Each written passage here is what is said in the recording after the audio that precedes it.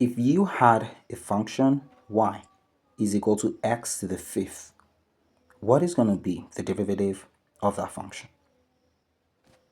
Now that basically should be rewritten as dy dx, and this is going to be 5x raised to the fourth.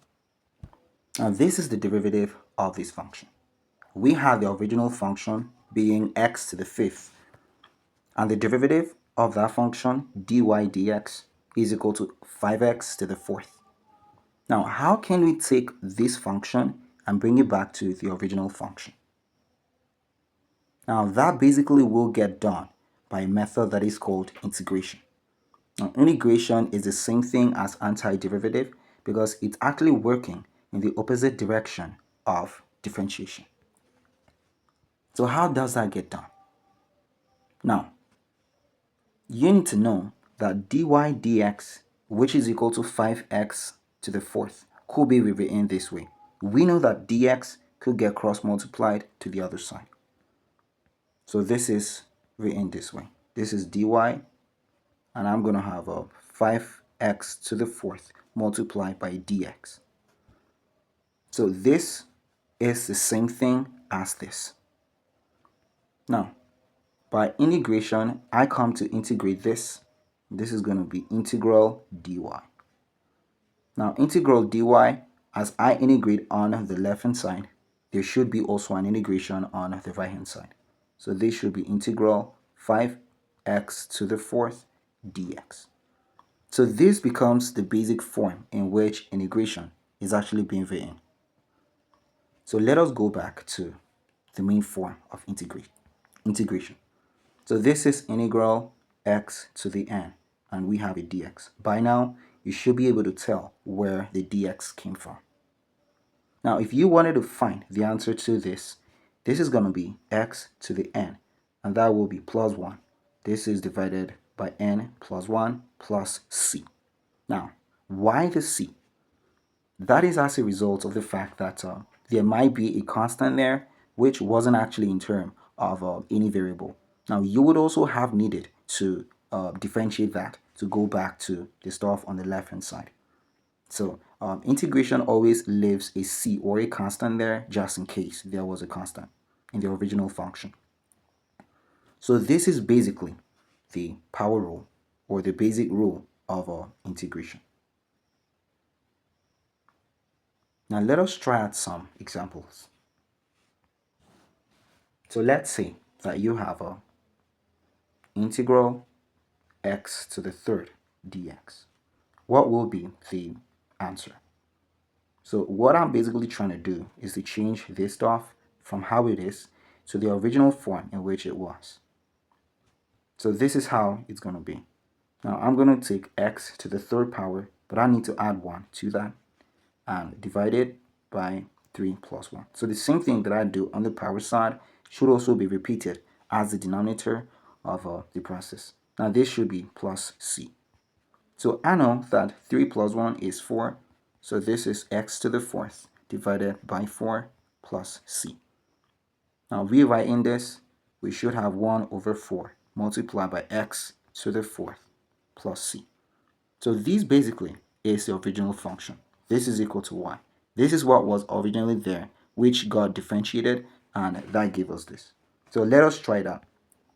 Let us try differentiating this stuff and see if it really takes us to this. If it does, then we see that we are actually on the right path. So let us try doing that. Now we have a y from this to be 1 over 4 multiplied by x to the fourth plus c.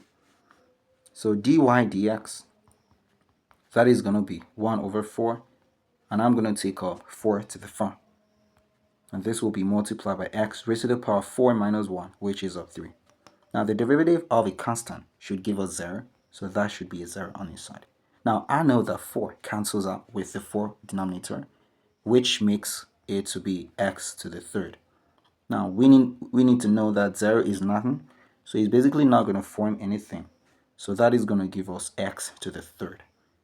Now, we had dy dx, and this is equal to x to the third. Now I could rewrite this as dy. So dy could be rewritten as x to the third multiplied by dx as I cross multiply. So this is the form of the term which is integrated, which is exactly what you see here. So we are actually on track.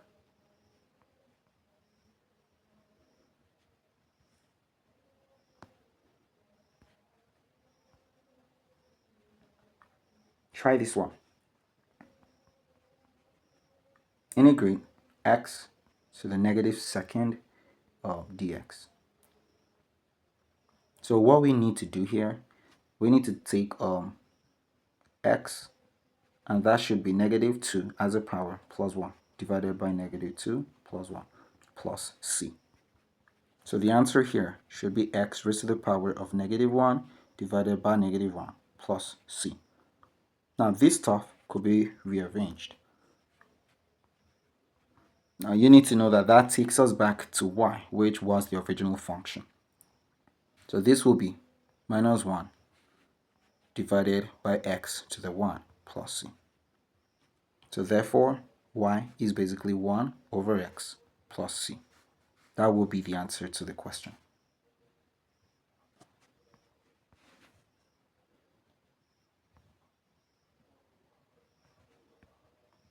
Now, how about this one? If you have integral 3 dx, what is that going to give you?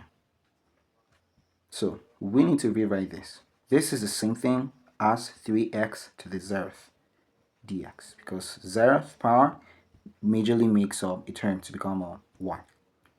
So this is supposed to be 3, and 3 is actually going to serve as a coefficient, so I'm just going to leave it there and make the x rather to be x to the 0th plus 1, and this is divided by 0 plus 1, and this will be plus c.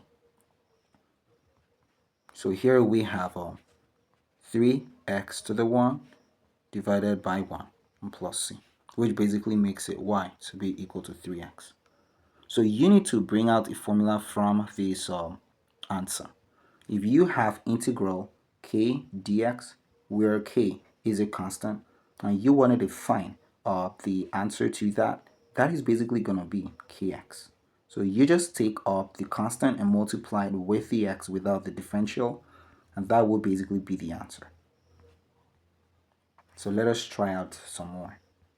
Now let's say you have integral of pi x, or pi dx. The answer should be pi x. So what you basically do is you take the constant out, and you basically have integral dx. So we know that integral is actually the opposite or the antiderivative of differentiation. So this should be cancelled out. And so you're just going to have pi multiplied by x basically. This is a simple method to be able to hold this at the back of your mind.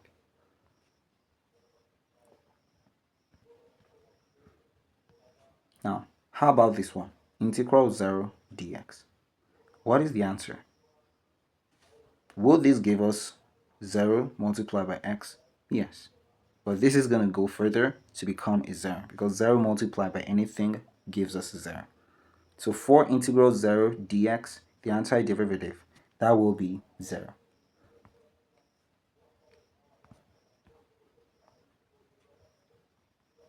Now, how about this one? 1 over root x dx. What is the answer? So we need to change this. This should be 1 over x raised to the power of 1 over 2 dx. And rewriting this should be x raised to the power of 1 over 2 dx. So we have x raised to the power of negative half. So we need to work that one. Now that is going to be x raised to the power of negative 1 over 2 plus 1 divided by negative 1 over 2 plus 1. And that will be plus c. So negative 1 over 2 plus 1. That is the same thing as 1 minus 1 over 2. This is divided by 1 minus 1 over 2. Now 1 minus 1 over 2. You could rewrite this as x raised to the power of 2 over 2 minus 1 over 2 divided by 2 over 2 minus 1 over 2. I have actually made a video on differentiation, which describes how this changes to be this. Okay, so feel free to check that out on my channel, and you would actually be able to see how this stuff is done. Now 2 minus 1, that is going to be 1, and because we have the same denominators, that is the reason why we could actually do that. So y, the original term, or function rather, is going to be x raised to the power of 1 over 2 divided by 1 over 2. Now this is the fraction, which is the denominator of this answer. Now I could take the denominator of this denominator to the top. So that will make this to be y, and that is going to be 2x raised to the power of 1 over 2. So that is the answer to the question. Now bear in mind, you could rewrite this as 2 root x. This is the same thing, just in case.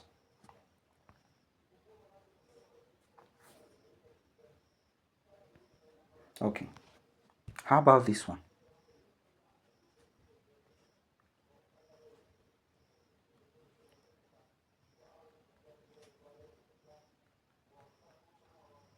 Now you could try the question yourself. Integrate x cubed minus x squared plus 4x minus 9 dx. So we need to use the polynomial rule. And basically what we need to do there is to take each term and integrate them with respect to dx. So I need to change this.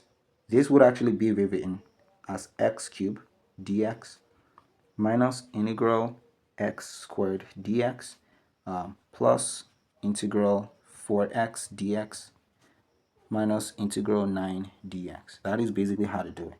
So I use integral and dx to open the bracket, or FOIL it rather.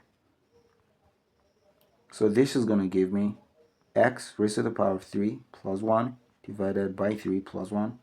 And we have here to be x to the second plus 1 divided by 2 plus 1. And here we have 4. And that will be x raised to the power of 1 plus 1 divided by 1 plus 1. And here we're going to have 9. Well, need to rewrite that. So this will be x raised to the power of 0 plus 1. And this is divided by 0 plus 1. And this is plus c. Okay. So we have x to the fourth. And this is divided by 4. So this should be x to the fourth divided by 4. And this is x to the third divided by 3. And here we have 4x to the second power divided by 2. And we have 9x raised to the power of 1 divided by 1 plus c. So this gives us 1 over 4 x to the fourth minus 1 over 3 x to the third. And this is basically going to cancel out, or rather divide into 4. So that gives us 2. So this is 2x squared. And here we have a minus 9x plus c. So that is the answer to the question. Y is equal to 1 over 4x to the fourth minus 1 over 3x cubed plus 2x squared minus 9x plus c. Now, try this one. Find the integral of pi over theta squared d theta. And also find the integral of theta raised to the power of 3 divided by pi d theta. Now for this one, we have the stuff to be rewritten as pi multiplied by theta raised to the power of negative 2. So this is going to be pi. Now we're going to have negative 2 multiplied by theta raised to the power of negative 2 plus 1. And this is divided by negative 2 plus 1. And that should be plus c. So this gives us a negative 2 multiplied by pi. That should give us a negative 2 pi. And then we have negative 2 plus 1. So that is going to be divided by negative 1. Now negative 1 with a negative 2 pi here, that should cancel out. So this should give us pi raised to the power of negative 1 plus c. Now I could rewrite this as 2 pi over theta plus c. So that will be the answer for the question written above.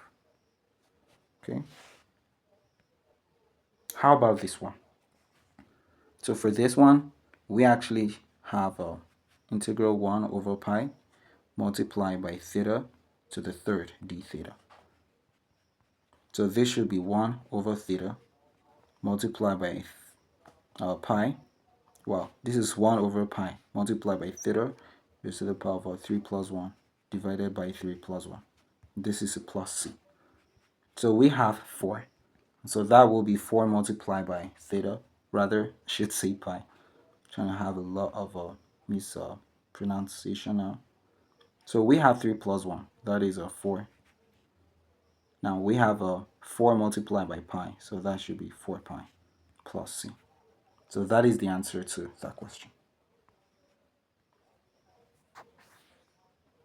Now, if you had trigonometric functions given to you, what is going to be the integral of those functions?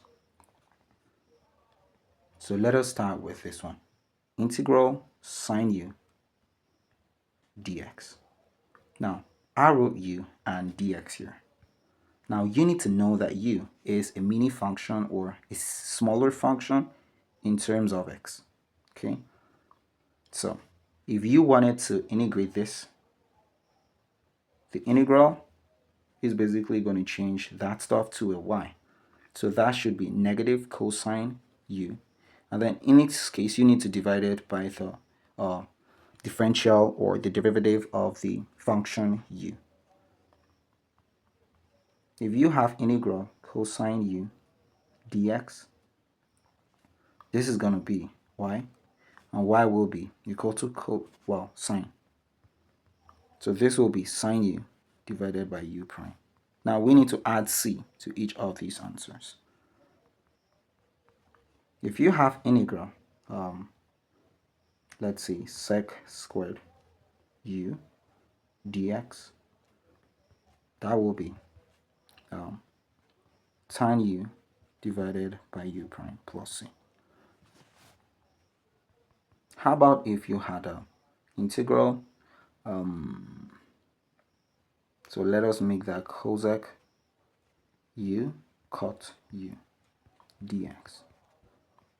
So this should basically give you y, and that is going to be equal to negative cosec squared. So that should be cosec rather, not cosec squared. Negative cosec u. Now we need to divide this by u prime.